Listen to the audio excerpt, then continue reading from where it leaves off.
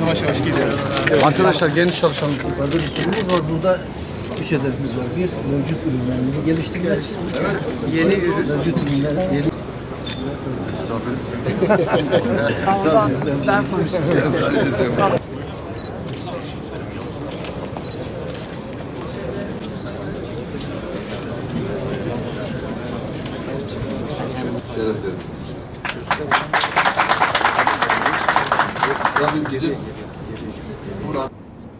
Bugün 500 yatırımcımız sırada yer bekliyor.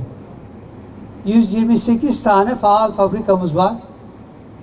12 bin üzerinde her gün üreten, her gün bu üretim üssü sayesinde evine aş götüren kardeşimiz var. Hemşehrimiz var. 12 bin. Önemli bir rakam. OSB'yi biz büyüttük. 1000 dönümle başlayan OSB süreci bugün 3800 dönüme yakın bir alanda. 128 faal fabrika. Dolayısıyla bizim en büyük önceliğimiz Batmanlı hemşehrilerimize iş aş ise organize sanayi bölgesini tekrar kat kat büyütmemiz lazım. Yani 2002 sonrasında neredeyse 4'e katladıysak bir tekrar belki 4'e katlamamız gerekecek. Evet, size çok abartılı gelebilir 12 milyon metrekare ama ben inanıyorum ki Batman bu potansiyele sahip. Çünkü artık sadece ülkeler yarışmıyor.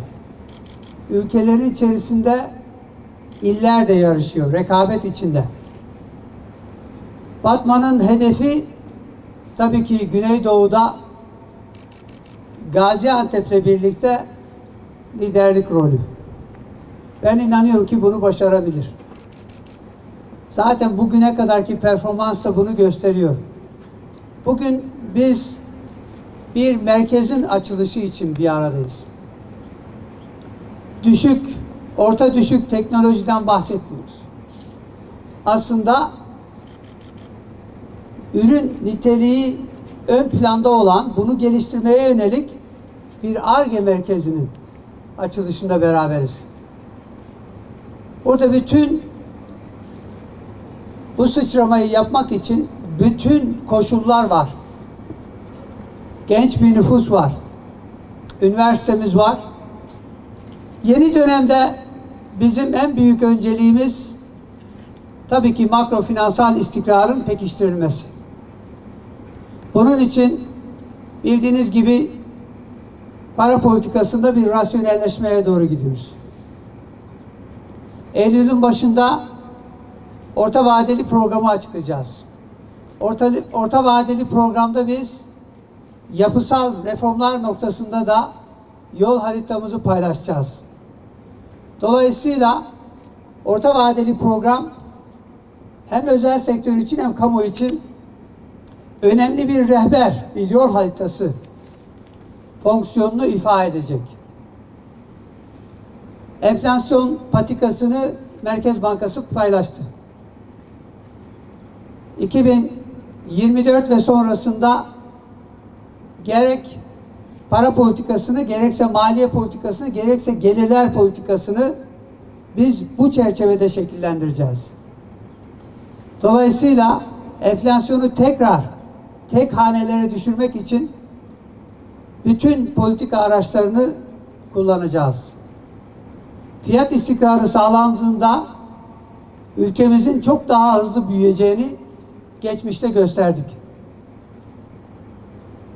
2002'ye kadar, yani 1923 ile 2002 arası ortalama büyümeye oranla son 20 yıldaki ortalama büyüme oranını karşılaştırdığınız zaman 1 puan daha yukarıdayız. Çünkü uzun bir süre enflasyonu tek hanede tutabildik. O büyüme potansiyelimizi, büyüme performansımızı arttırdı. Bir puan diye geçiştirip durmayın. 100 yıllık bir perspektifle baktığınız zaman Türkiye ekonomisi ölçeğinde bir puan 1 trilyon dolara denk geliyor. Dolayısıyla ekonomimizi eğer biz fiyat istikrarını sağlayabilirsek, ki bu konuda kararlıyız, ve büyümemizi yukarı çekebiliriz, bu Türkiye'nin gelişmiş ülkelerle arayı daha hızlı kapatmasını sağlayacak. Bizim en büyük önceliğimiz ihracat. İhracatı önceliklendirdiğimizi nereden anlayacaksınız? İhracat reeskont kredilerini biz şimdi günlük 5 katına çıkartma kararı aldık. Yaklaşık olarak. Yani günlük 350 milyon liralık o civarda bir kaynak tahsis edilmişti. Şimdi biz onu 1,5 milyara günlük çıkartma kararı aldık. Dolayısıyla ihracatçının finansmana erişim sorununu önemli ölçüde çözeceğiz. Körfez'e yaptığımız ziyaretlerde biz özellikle ihracatın finansmanını ön planda tuttuk. Ve inanıyorum ki Körfez merkezli finans kuruluşlarından da ihracatın finansmanına yönelik çok önemli imkanlar Türkiye'ye tahsis edilecek. Ve dolayısıyla ihracatçımızın finansmana erişim sorununu büyük ölçüde çözmüş olacağız. Tabii ihracat yapmak için üretim lazım.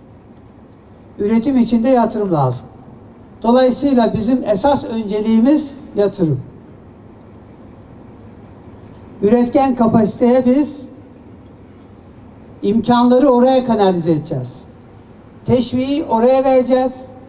Kredi imkanlarını, sınırlı imkanları biz yatırımlara yönlendireceğiz.